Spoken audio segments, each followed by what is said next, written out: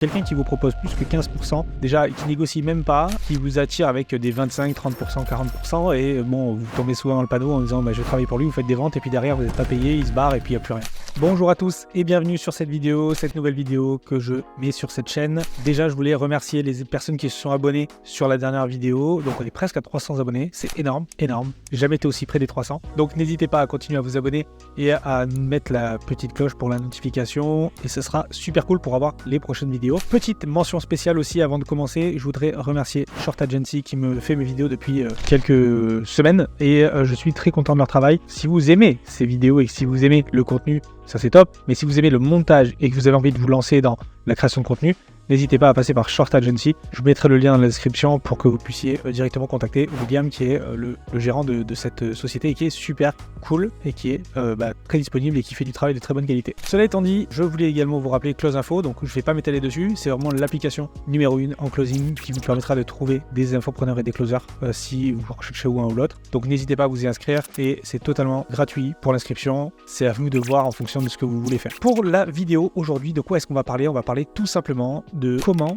faire en sorte de trouver un bon client et trouver un client intéressant et non pas une arnaque, parce que dans cette jungle qui est internet, il y a énormément d'arnaques et on va pas se mentir, le closing est assez décrédibilisé à cause de ces personnes-là, tout simplement parce que ce sont des arnaqueurs, des scammers qui partent avec la caisse du jour au lendemain et les closers qui ont travaillé pour ces personnes-là se sont fait également avoir, ils n'ont pas été payés et on va regarder ensemble comment faire aujourd'hui pour ne pas se faire avoir, ne pas tomber sur un scammer. Il y a des petites puces qui peuvent être mises à l'oreille et c'est toujours intéressant d'en parler. Donc si vous êtes sur le point de vous lancer en closing, ne vous y trompez pas, il y a des arnaques et il faut faire attention avec qui vous travaillez. Les clients ne sont pas forcément toujours de bonne foi et paraissent toujours très bien. Alors déjà, on va partir du principe que quelqu'un qui vous propose plus que 15%, déjà qui négocie même pas, c'est pas forcément quelqu'un de très sérieux ou quelqu'un, voilà, s'il n'est pas là depuis longtemps, faites attention, soit il n'y connaît rien, soit il n'a pas vraiment l'intention de vous payer. Donc il vous attire avec des 25, 30%, 40% et bon, vous tombez souvent dans le panneau en disant je travaille pour lui, vous faites des ventes et puis derrière vous n'êtes pas payé, il se barre et puis il n'y a plus rien.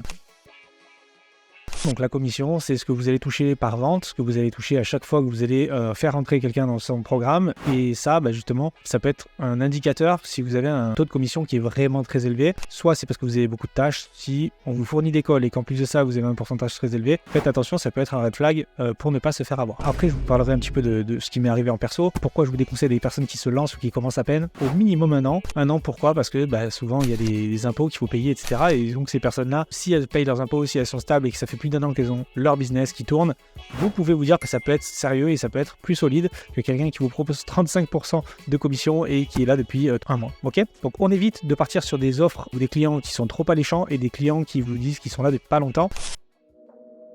Donc la satisfaction client, vous devez avoir des retours et demander des retours des élèves qui est entré dans la formation, quels résultats ils ont obtenus pour ne pas travailler pour des gens qui vendent du rêve et qui finalement ne font rien d'autre que vendre une formation sans réellement de résultats derrière. Et ça c'est très mauvais pour votre image et pour votre business parce que vous allez être assimilé à une personne qui vend du rêve et qui n'est pas très sérieuse. Donc je vous recommande cette satisfaction client. Demandez à votre client de vous fournir des témoignages, de vous fournir beaucoup de témoignages. Il faut au moins avoir 5 à 10 témoignages pour pouvoir vous dire que ok, c'est pas forcément des gens qui ont été payés pour ça. Vous pouvez également demander à être mis sur le groupe s'il y a un groupe ou une communauté qui est faite dans cette formation pour voir un petit peu les échanges, si les gens sont contents, pas contents.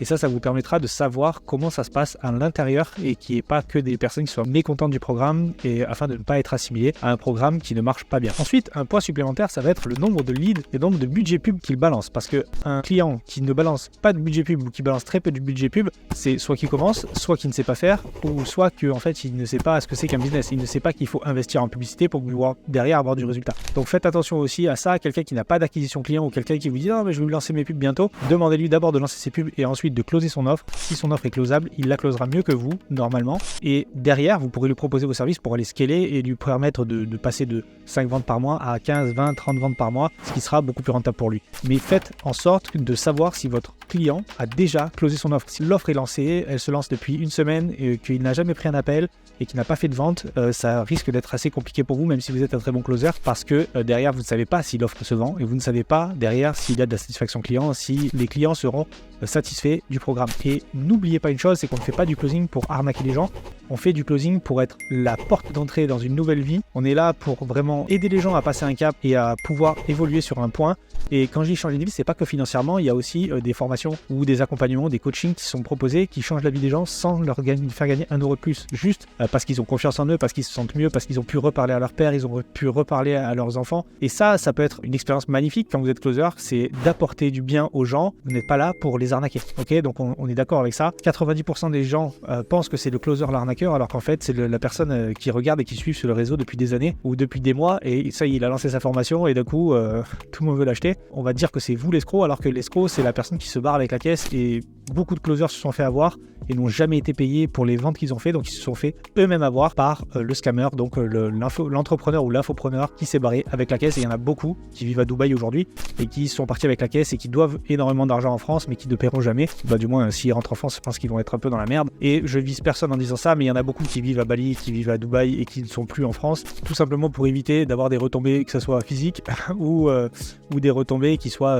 administratives. Okay, donc si on doit résumer un petit peu ce qu'on a vu, il faut éviter donc toutes les personnes qui vous proposent des commissions trop alléchantes, des personnes qui ont un business qui débute à peine, qui a même pas plus de 3 mois d'existence, des personnes qui n'ont pas de satisfaction client ou de témoignages à vous montrer, de preuves tout simplement, et les personnes qui n'ont jamais closé leurs offres et qui n'ont pas d'acquisition client. Ok, on évite ces 4 points-là parce que ça va être des points vraiment intéressants et importants pour savoir si un business est périn et si vous allez pouvoir travailler avec cette personne de manière sûre. Et je vais pas vous mentir, c'est de plus en plus compliqué aujourd'hui de trouver des personnes sérieuses, donc soyez une personne sérieuse vous-même, renseignez-vous sur les gens avec qui vous travaillez pour ne pas être affilié à une mauvaise image. Pour ma part, je vais vous expliquer un petit peu ce qui m'est arrivé. C'est arrivé une seule fois, mais ça m'est arrivé quand même. J'ai travaillé avec un client qui m'a demandé un pôle vente, donc je monte aussi des pôles vente pour mettre des closers, créer des processus de vente. Je crée énormément de choses pour cette personne-là, pour cet entrepreneur, et cette personne-là en fait m'a demandé donc de lui faire ma prestation en payant en 3 fois. Donc j'ai été ok au début, maintenant je ne le ferai plus, mais j'ai été ok en lui disant bah écoute, pas de souci, je te monte ton pôle vente et on fait tout ensemble et je te prépare tout ça, je te fais des coachings pour tes équipes, je te crée une équipe, je coach ton équipe, je crée tous les process, j'ai tout fait. Ok, j'ai tout fait. La personne m'a fait miroiter oui bah écoute, je te paye, attends parce que j'ai des trucs plus importants à régler. Alors je m'en fous moi de ce qu'il a réglé, la personne doit me payer,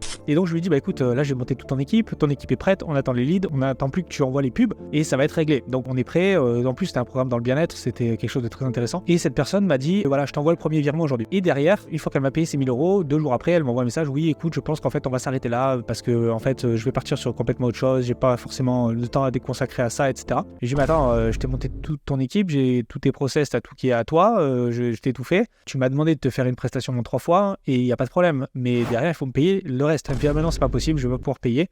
Parce que dans tous les cas, je vais pas, elle n'est pas en France cette personne-là, mais elle me dit de toute façon, dans tous les cas, je vais pas continuer, donc je paierai pas. Donc je prends sur moi, alors que j'avais fait le travail, j'ai passé 2 semaines et demie à travailler à fond sur ce projet-là, et 2 semaines et demie de perdu, ça m'a fait un petit peu mal au...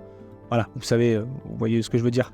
Mais la morale de l'histoire, c'est que maintenant j'ai appris que effectivement il fallait travailler, être payé pour ce qu'on fait et ne pas en fait être trop gentil aussi avec les clients, sous peine d'avoir peur de perdre le client, etc. Ben c'est pas grave. Un client qui ne paye pas bien, c'est un client avec qui il ne faut pas travailler. Donc dans tous les cas, j'ai appris et c'est quelque chose de très intéressant pour moi. Ah oui, si vous vous demandez pourquoi est-ce que j'ai un fond derrière avec un bar, c'est tout simplement parce que je trouvais ça sympa. C'est pas du tout pour faire genre je suis à l'extérieur. Ok, je vais pas couper la caméra, vous allez voir, c'est ma télé. Voilà, c'était tout pour cette vidéo. Les petits points à éviter en tant que closer quand vous allez commencer, parce que je sais que il y a des gens qui commencent et qui regardent ces vidéos, donc n'hésitez pas à me poser des questions en commentaire, je répondrai. En tout cas, continuez à vous abonner, ça me fera plaisir, et n'hésitez pas à cliquer sur la petite cloche, comme ça quand je ferai une nouvelle vidéo, vous serez invité. J'essaie de mettre des moyens, je sais pas si vous vous rendez compte, mais il y a des petites LED derrière maintenant, il y a des petits néons. Je vous dis à très bientôt, portez-vous bien, faites attention à vous, joyeux Noël et bonne soirée à tous. Salut.